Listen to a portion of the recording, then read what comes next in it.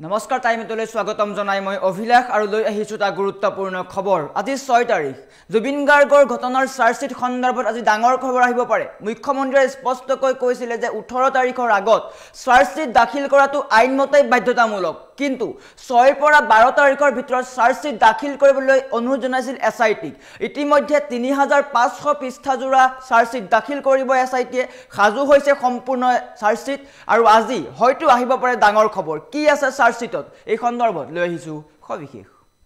জনাই আছো ডাঙৰ খবৰ টাইম 8 বিগ ব্ৰেকিং জুবিন গাৰ্গৰ চাৰ্জশিটক লৈ এছআইটিৰ কামকাজ সম্পন্ন হৈছে ইতিমধ্যে সম্পন্ন হৈ উঠিছে চাৰ্জশিট জুবিন গাৰ্গৰ ঘটনাৰ 2 এদিনৰ ভিতৰতে চাৰ্জশিট দাখিল কৰিব এছআইটিয়ে এই মন্তব্য আগবঢ়াইছিল মুখ্যমন্ত্ৰীয়ে আৰু জামিন নাপাই কোনো অভিযুক্তই চাৰ্জশিট দাখিল কৰাৰ পিছত কোনো অভিযুক্তই জামিন নাপাই 3500 পৃষ্ঠাজোৰা চাৰ্জশিট দাখিল কৰিবলৈ সাজু হৈছে এছআইটি আৰু 6 পৰা 12 তাৰিখৰ ভিতৰত দাখিল কৰা হ'ব চাৰ্জশিট মুখ্যমন্ত্ৰীয়ে এই মন্তব্য আগবঢ়াইছিল আৰু আজি 6 তাৰিখ আজি চাৰ্জশিটক লৈ ডাঙৰ খবৰ আহিব পাৰে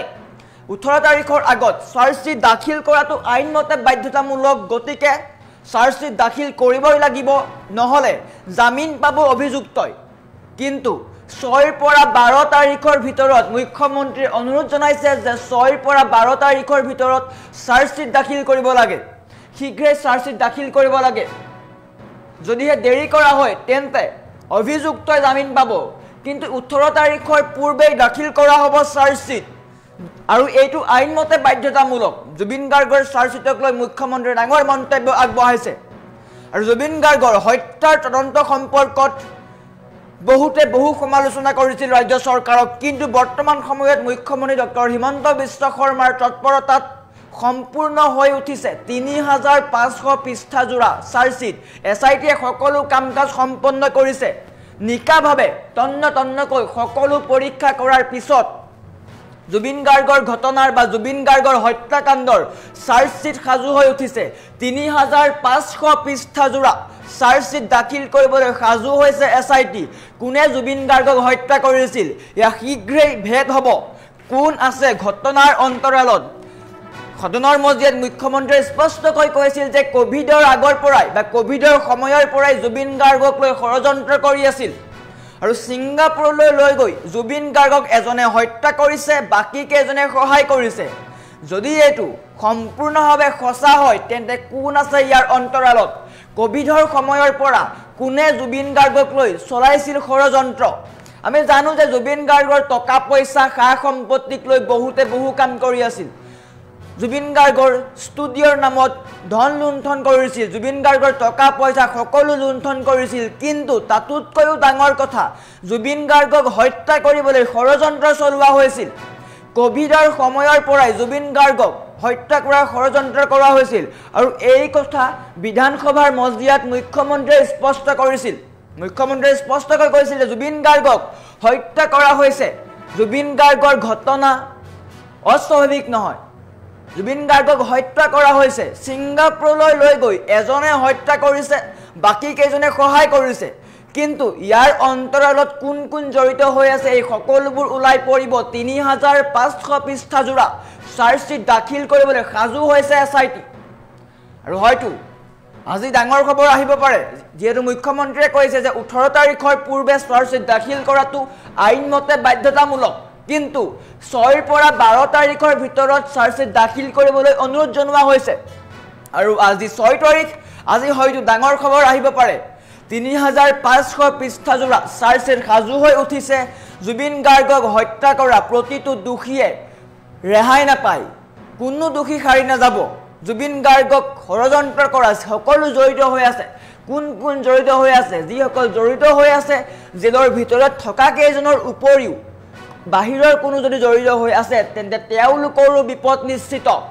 জুবিন গাৰ্গক যোনে হত্যা কৰিলে জুবিন গাৰ্গক লৈ যোনে ষড়যন্ত্ৰ ৰচিছিল তেওঁলোকক ৰেহাই দিয়া নহব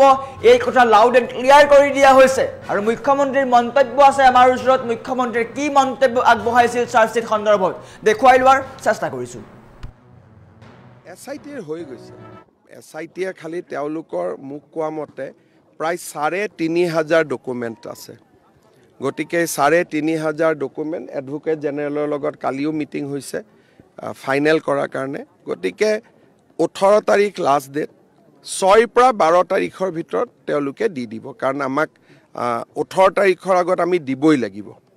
কাৰণ নহ'লে জেলত থকা মানুহকেইজনে জামিন পাই যাব। সেইকাৰণে ১৮ তাৰিখৰ আগত আমি দিয়াটো আইনৰ মতেই আমি বাধ্য। কিন্তু মই তেওঁলোকক কৈছোঁ ১৮লৈকে ৰখি থাকিব নালাগে, কেইদিনমান আগতে দি দিয়ক। কিন্তু তেওঁলোকে মোক কৈছে যে প্ৰায় ৩,০০০ ৩,৫০০ ডকুমেণ্টছ আছে, সেইবিলাক ছেট বনাব লাগিব, জেৰক্স কৰিব লাগিব, প্ৰতিখন ডকুমেণ্টতে চহী হ'ব লাগিব। গতিকে এই গোটেই কামবোৰ কৰি মই ভাবোঁ তেওঁলোকে আজি আমাৰ কেই তাৰিখ হ'ল? ৫ তাৰিখ। গতিকে অহাকালিৰ পিছত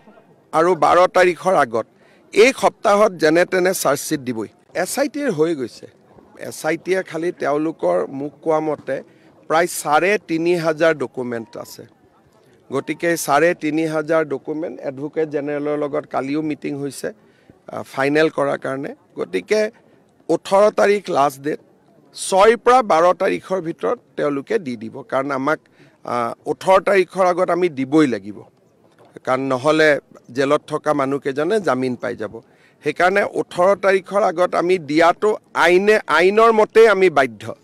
কিন্তু মই তেওঁলোকক কৈছোঁ ১৮লৈকে ৰখি থাকিব নালাগে, কেইদিনমান আগতে দি দিয়ক। কিন্তু তেওঁলোকে মোক কৈছে যে প্ৰায় ৩,০০০ ৩,৫০০ ডকুমেণ্টছ আছে, সেইবিলাক ছেট বনাব লাগিব, জেৰক্স কৰিব লাগিব, প্ৰতিখন ডকুমেণ্টতে চহী হ'ব লাগিব। গতিকে এই গোটেই কামবোৰ কৰি মই ভাবোঁ তেওঁলোকে আজি আমাৰ কেই তাৰিখ হ'ল? ৫ তাৰিখ। গতিকে অহাকালিৰ পিছত আৰু ১২ তাৰিখৰ আগত এই সপ্তাহত যেনে তেনে চাৰ্জশ্বিট দিবই। SITৰ হৈ গৈছে। SITয়ে খালি তেওঁলোকৰ মোক কোৱা মতে প্ৰায় ৩,৫০০ ডকুমেণ্ট আছে। গতিকে ৩,৫০০ ডকুমেণ্ট এডভোকেট জেনেৰেলৰ লগত কালিও মিটিং হৈছে ফাইনেল কৰাৰ কাৰণে। গতিকে ১৮ তাৰিখ লাষ্ট ডেট,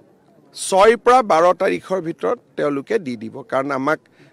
১৮ তাৰিখৰ আগত আমি দিবই লাগিব, কাৰণ নহ'লে জেলত থকা মানুহকেইজনে জামিন পাই যাব। সেইকাৰণে ১৮ তাৰিখৰ আগত আমি দিয়াটো আইনৰ মতেই আমি বাধ্য। কিন্তু মই তেওঁলোকক কৈছোঁ ১৮লৈকে ৰখি থাকিব নালাগে, কেইদিনমান আগতে দি দিয়ক। কিন্তু তেওঁলোকে মোক কৈছে যে প্ৰায় ৩,০০০ ৩,৫০০ ডকুমেণ্টছ আছে, সেইবিলাক ছেট বনাব লাগিব, জেৰক্স কৰিব লাগিব, প্ৰতিখন ডকুমেণ্টতে চহী হ'ব লাগিব। গতিকে এই গোটেই কামবোৰ কৰি মই ভাবোঁ তেওঁলোকে আজি আমাৰ কেই তাৰিখ হ'ল? ৫ তাৰিখ। গতিকে অহাকালিৰ পিছত আৰু ১২ তাৰিখৰ আগত এই সপ্তাহত যেনে তেনে চাৰ্জশ্বিট দিবই। SITৰ হৈ গৈছে। SITয়ে খালি তেওঁলোকৰ মোক কোৱা মতে প্ৰায় ৩,৫০০ ডকুমেণ্ট আছে। গতিকে ৩,৫০০ ডকুমেণ্ট এডভোকেট জেনেৰেলৰ লগত কালিও মিটিং হৈছে ফাইনেল কৰাৰ কাৰণে। গতিকে ১৮ তাৰিখ লাষ্ট ডেট, ৬ পৰা ১২ তাৰিখৰ ভিতৰত তেওঁলোকে দি দিব, কাৰণ আমাক ১৮ তাৰিখৰ আগত আমি দিবই লাগিব, কাৰণ নহ'লে জেলত থকা মানুহকেইজনে জামিন পাই যাব। সেইকাৰণে ১৮ তাৰিখৰ আগত আমি দিয়াটো আইনৰ মতেই আমি বাধ্য। কিন্তু মই তেওঁলোকক কৈছোঁ ১৮লৈকে ৰখি থাকিব নালাগে, কেইদিনমান আগতে দি দিয়ক। কিন্তু তেওঁলোকে মোক কৈছে যে প্ৰায় ৩,০০০ ৩,৫০০ ডকুমেণ্টছ আছে, সেইবিলাক ছেট বনাব লাগিব, জেৰক্স কৰিব লাগিব, প্ৰতিখন ডকুমেণ্টতে চহী হ'ব লাগিব। গতিকে এই গোটেই কামবোৰ কৰি মই ভাবোঁ তেওঁলোকে আজি আমাৰ কেই তাৰিখ হ'ল? ৫ তাৰিখ। গতিকে অহাকালিৰ পিছত আৰু ১২ তাৰিখৰ আগত এই সপ্তাহত যেনে তেনে চাৰ্জশ্বিট দিবই। SITৰ হৈ গৈছে। SITয়ে খালি তেওঁলোকৰ মোক কোৱা মতে প্ৰায় ৩,৫০০ ডকুমেণ্ট আছে। গতিকে ৩,৫০০ ডকুমেণ্ট এডভোকেট জেনেৰেলৰ লগত কালিও মিটিং হৈছে ফাইনেল কৰাৰ কাৰণে। গতিকে ১৮ তাৰিখ লাষ্ট ডেট, ৬ পৰা ১২ তাৰিখৰ ভিতৰত তেওঁলোকে দি দিব, কাৰণ আমাক ১৮ তাৰিখৰ আগত আমি দিবই লাগিব, কাৰণ নহ'লে জেলত থকা মানুহকেইজনে জামিন পাই যাব। সেইকাৰণে ১৮ তাৰিখৰ আগত আমি দিয়াটো আইনৰ মতেই আমি বাধ্য। কিন্তু মই তেওঁলোকক কৈছোঁ ১৮লৈকে ৰখি থাকিব নালাগে, কেইদিনমান আগতে দি দিয়ক। কিন্তু তেওঁলোকে মোক কৈছে যে প্ৰায় ৩,০০০ ৩,৫০০ ডকুমেণ্টছ আছে, সেইবিলাক ছেট বনাব লাগিব, জেৰক্স কৰিব লাগিব, প্ৰতিখন ডকুমেণ্টতে চহী হ'ব লাগিব। গতিকে এই গোটেই কামবোৰ কৰি মই ভাবোঁ তেওঁলোকে আজি আমাৰ কেই তাৰিখ হ'ল? ৫ তাৰিখ। গতিকে অহাকালিৰ পিছত আৰু ১২ তাৰিখৰ আগত এই সপ্তাহত যেনে তেনে চাৰ্জশ্বিট দিবই SITৰ হৈ গৈছে SITয়ে খালি তেওঁলোকৰ মুখ কোৱা মতে প্ৰায় ৩,৫০০ ডকুমেণ্ট আছে গতিকে ৩,৫০০ ডকুমেণ্ট এডভোকেট জেনেৰেলৰ লগত কালিও মিটিং হৈছে ফাইনেল কৰাৰ কাৰণে গতিকে 18 তাৰিখ লাষ্ট ডেট 6 পৰা 12 তাৰিখৰ ভিতৰত তেওঁলোকে দি দিব কাৰণ আমাক 18 তাৰিখৰ আগত আমি দিবই লাগিব কাৰণ নহলে জেলত থকা মানুহকেজনে জামিন পাই যাব সেইকাৰণে 18 তাৰিখৰ আগত আমি দিয়াটো আইনৰ মতে আমি বাধ্য কিন্তু মই তেওঁলোকক কৈছো 18 লৈকে ৰখি থাকিব নালাগে কেইদিনমান আগতে দি দিয়ক কিন্তু তেওঁলোকে মোক কৈছে যে প্ৰায় ৩,০০০ ৩,৫০০ ডকুমেণ্টছ আছে সেইবিলাক সেট বনাব লাগিব জেৰক্স কৰিব লাগিব প্ৰতিখন ডকুমেণ্টতে সহি হ'ব লাগিব গতিকে এই গোটেই কামবোৰ কৰি মই ভাবো তেওঁলোকে আজি আমাৰ কেই তাৰিখ হ'ল 5 তাৰিখ গতিকে অহা কালিৰ পিছত আৰু 12 তাৰিখৰ আগত এই সপ্তাহত যেনে তেনে চাৰ্জশ্বিট দিবই SITৰ হৈ গৈছে SITয়ে খালি তেওঁলোকৰ মুখ কোৱা মতে প্ৰায় ৩,৫০০ ডকুমেণ্ট আছে গতিকে ৩,৫০০ ডকুমেণ্ট এডভোকেট জেনেৰেলৰ লগত কালিও মিটিং হৈছে ফাইনেল কৰাৰ কাৰণে গতিকে 18 তাৰিখ লাষ্ট ডেট 6 পৰা 12 তাৰিখৰ ভিতৰত তেওঁলোকে দি দিব কাৰণ আমাক 18 তাৰিখৰ আগত আমি দিবই লাগিব কাৰণ নহলে জেলত থকা মানুহকেজনে জামিন পাই যাব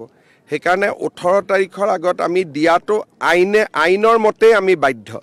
কিন্তু মই তেওঁলোকক কৈছো 18 লৈকে ৰখি থাকিব নালাগে কেইদিনমান আগতে দি দিয়ক কিন্তু তেওঁলোকে মোক কৈছে যে প্ৰায় ৩,০০০ ৩,৫০০ ডকুমেণ্টছ আছে